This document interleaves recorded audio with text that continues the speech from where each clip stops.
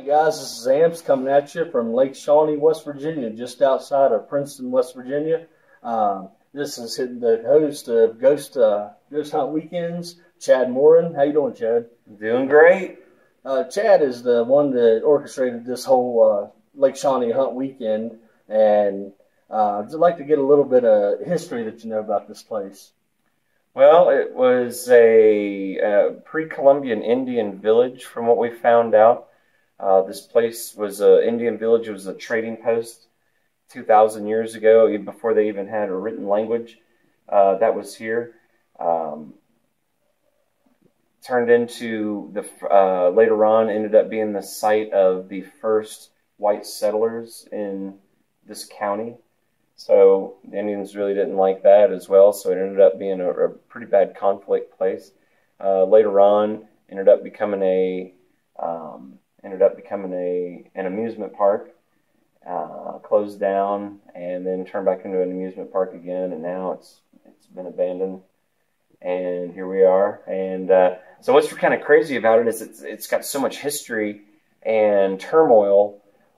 They've come out and they've dug into the ground, and they've found bones, and they've found burial areas, and they've found where houses and huts and buildings and stuff used to be.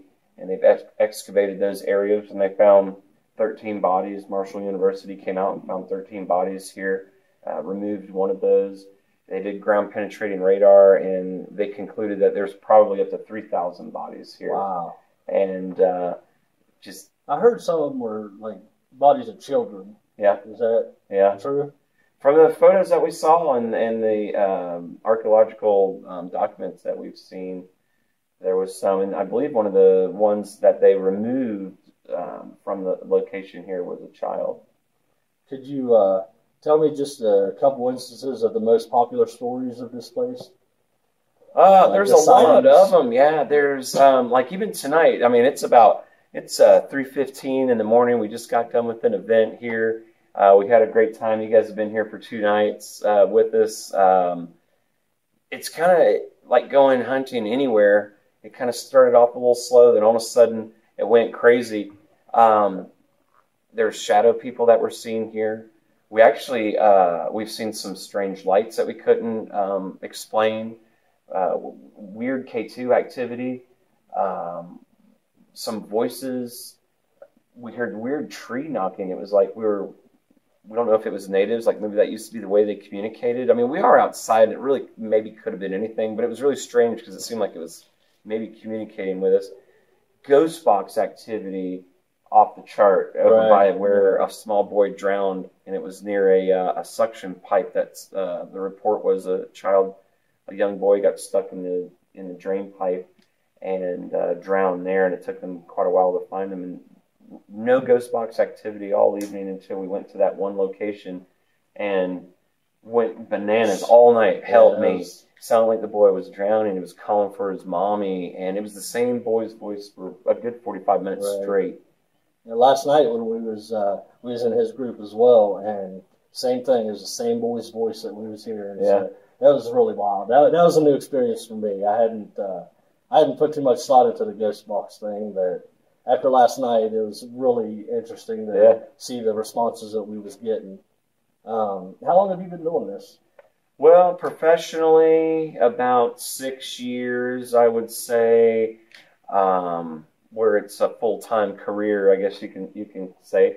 But other than that, I mean, I've been interested in the paranormal my whole life. Awesome. Grew up in a house that I didn't think it was haunted. I thought it was something that just happened to everybody, and then come to find out, everybody else didn't have those same experiences. As growing up, I thought it was just an everyday, everybody shared the same thing. And, getting older and talking to other kids in school, they're like, you got that in your house? So yeah, it's been kind of a lifelong. Would you say there's any one experience that really made you a believer? Oh, wow. I don't know. That's probably good. I know. I wish you had asked me earlier that I'd be able to really get a good one. There's several little things there was a lot of little things, and it was like, that was a weird coincidence, that you think, and then something else will happen, and then you'll witness something, and you're like, was that something paranormal or was it not? And then you'll go somewhere else, and then that one kind of outdid another one. So it's almost like they keep going. I got one that kind of comes to mind. We were at a location, and we were filming. We were trying to capture evidence, and it was about this hour. It was actually earlier or later at night, probably like 4:35 in the morning. We were done. We were wrapping up everything. We had cables. I had cables in my arm like this, and my shirt pulled back. And I thought, well, those cables are on me. And I reached back like this, and when I did, my shirt popped back.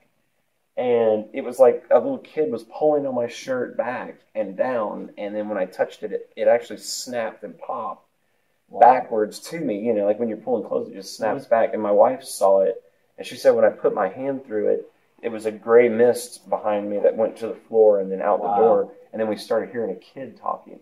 And that was kind of one of the claims kids there, too. So it was kind of crazy that, you know, I got to experience that and then was actually touched and heard it all at the same time. So that one was pretty, that one has been stuck in my mind for quite a while. Awesome. Yeah. With your ghost hunt weekends crew, how many places do you normally hit? Like, we do about 40 live events a year. So we're pretty proud to boast that we're the largest paranormal event company, probably in the world now, I would say. But I know we're the most, you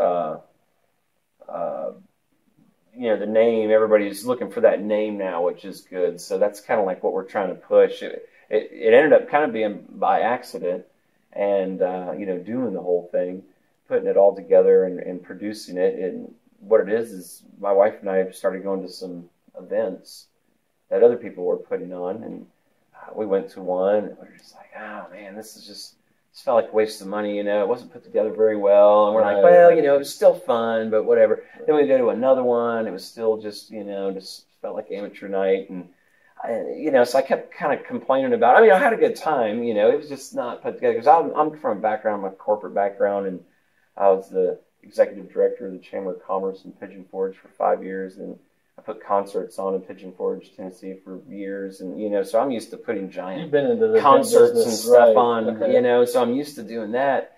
And so my wife said, you know, I'm tired of hearing you complain about this. Why don't you just put your own event on?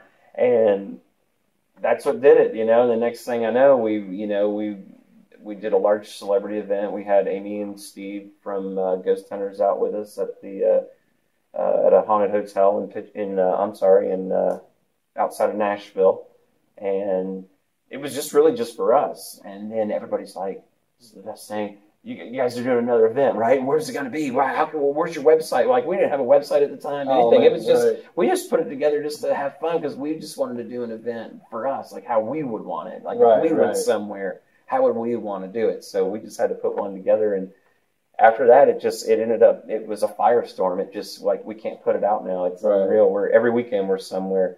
And we've met unbelievable people at the events.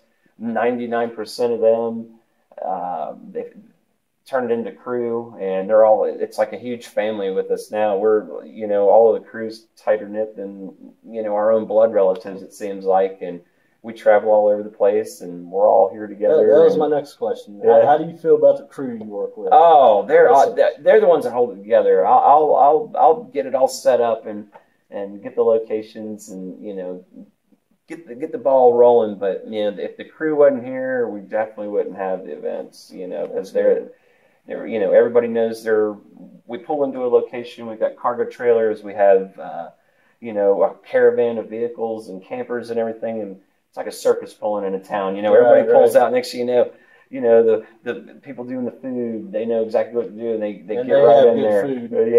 Yeah, it was awesome. We had awesome barbecue this weekend. And, you know, merchandise, we have a full merchandise line, and, you know, my wife will start setting up the merchandise. She'll get it, you know, visually how everything's supposed to be, and then Felix will come in and take over the rest, and Nick doing the light and sounds, and everybody's got their job, and like everybody just jumps right in and gets it all done, and it makes the event roll so smooth, you know. I just got 2 more questions. Yeah, no problem.